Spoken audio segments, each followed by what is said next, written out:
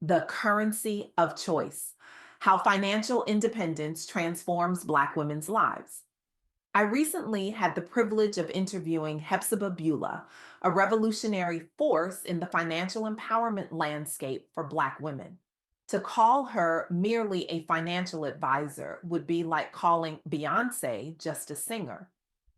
Hephzibah has dedicated her life to dismantling the invisible chains of financial dependency that have silently bound generations of Black women. Her work transcends spreadsheets and investment portfolios. She's architecting freedom one woman at a time. Through her programs, she's helped thousands of Black women reclaim their financial power, transforming not just bank accounts, but entire family legacies. Our conversation left me thinking about something profound that kept me awake for nights afterward. Money isn't just currency, it's the currency of choice. When we talk about financial independence for Black women, we're not discussing abstract concepts or theoretical frameworks.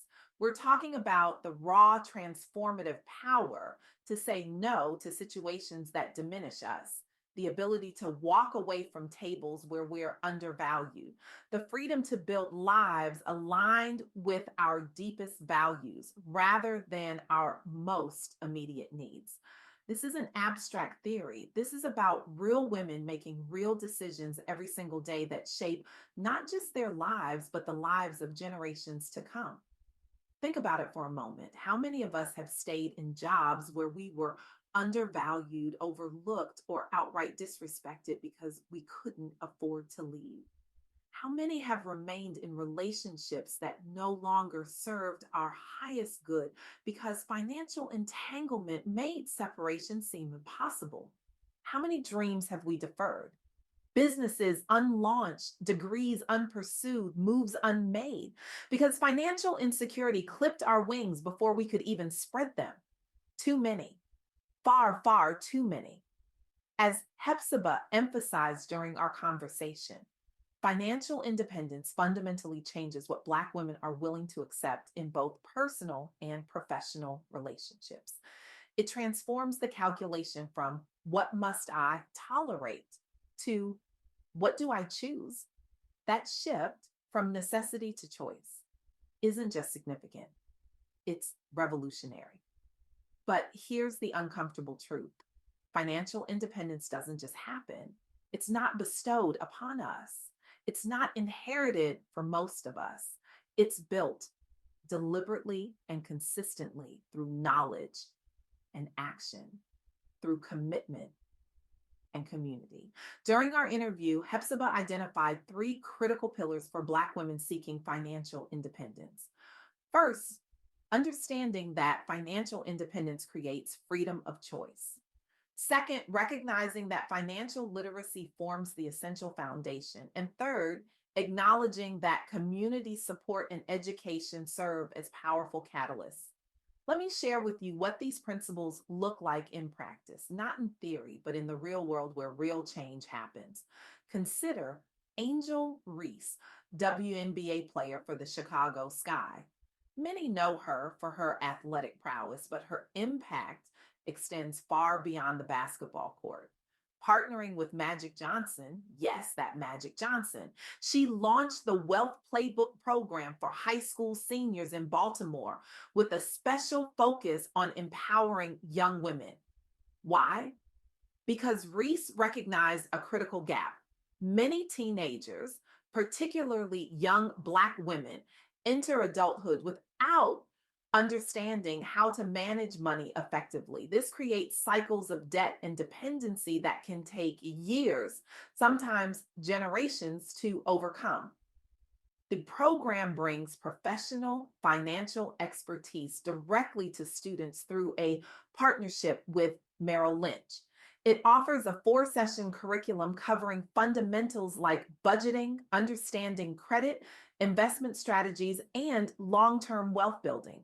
Students at St. Francis Academy, Reese's alma mater, gained practical knowledge about taking control of their financial futures, creating a foundation for independence before graduation.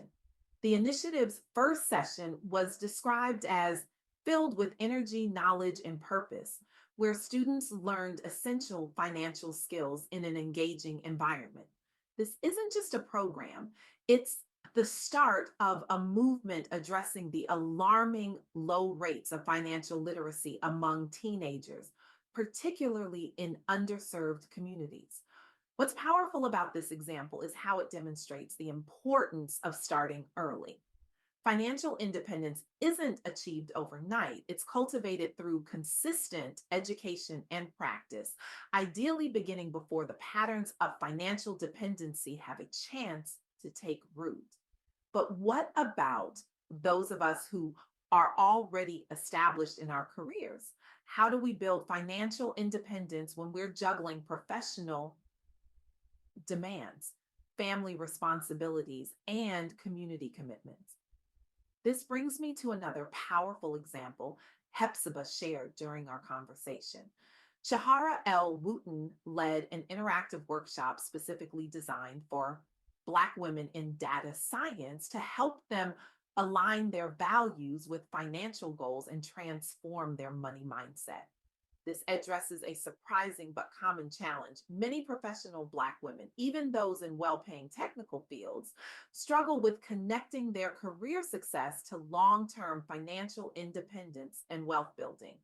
The workshop focused on shifting participants' money mindset and creating practical strategies to align their values with concrete financial goals. Participants gained tools to take control of their financial futures while staying true to their personal values and priorities. As Black women continue to make strides in technical fields like data science, there's a growing recognition that career advancement must be paired with financial empowerment to create true independence. By targeting professional Black women in a specific field, the workshop demonstrated how financial independence education can be tailored to specific career contexts, making it more relevant and immediately applicable. This example highlights something crucial. Financial independence isn't one size fits all. The path looks different depending on your career, your community, and your personal circumstances. What matters is finding resources and support systems that speak directly to your reality. When we talk about financial independence for Black women, Hephzibah noted during our interview, we must recognize that it's not just about accumulating wealth, it's about aligning that wealth with our values and using it to create the lives we truly desire. This brings me to the third example, which explores financial independence through the lens of entrepreneurship and self care. Morgan, a financial educator, created a program specifically focused on retirement planning and wealth building strategies for Black women entrepreneurs. This addresses a common challenge. Black women entrepreneurs often focus intensely on building their businesses, but may neglect personal financial planning, particularly for long term needs like retirement. What made this program unique was its approach. It began with a meditation dedicated to Black women entrepreneurs, the visionaries, the builders, the dreamers, before transitioning into practical wealth building strategies tailored to their unique needs. Participants gained both emotional support and practical tools to ensure their entrepreneurial journeys include personal financial security and independence. Recognizing that financial independence is a form of self care, the program positioned wealth building as an essential part of holistic well being for Black women business owners.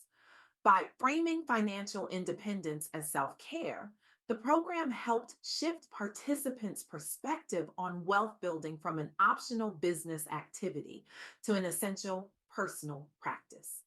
This example illuminates something profound. Financial independence isn't just practical, it's deeply personal and emotional. It requires us to examine our relationship with money, with success, and with our own worth. As Maya Angelou once said, you may encounter many defeats, but you must not be defeated. This wisdom applies perfectly to the journey toward financial independence.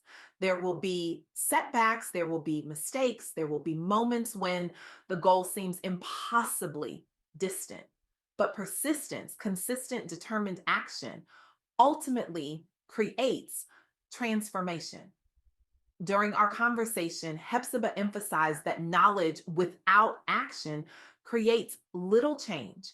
That's why she encourages every Black woman to commit to taking one concrete step toward financial independence this week. This could be setting up an automatic transfer to a savings account you don't touch, scheduling time to review your current budget and identify areas where you can redirect money toward investments, researching financial literacy resources specifically designed for Black women, or having an honest conversation with yourself about any financial dependencies that might be limiting your choices. The key is not just gaining knowledge, but taking immediate action, no matter how small, toward greater financial independence. As we navigate this journey, community becomes essential. When we witness other Black women achieving financial independence, it becomes more tangible for us. Their strategies become our roadmap. Their success becomes our possibility. In a world where talented Black women are too often handed pink slips while underperforming men receive golden parachutes, building our own financial security isn't just smart, it's revolutionary. It's a declaration that we value ourselves enough to create safety nets of our own design. Let me be clear, financial independence won't solve every challenge Black women face. It won't erase systemic inequities or eliminate discrimination, but it does create breathing room, space to make choices based on our highest values rather than our most immediate needs. So I challenge you today, look at your financial life with clear eyes and an open heart. Where are you dependent?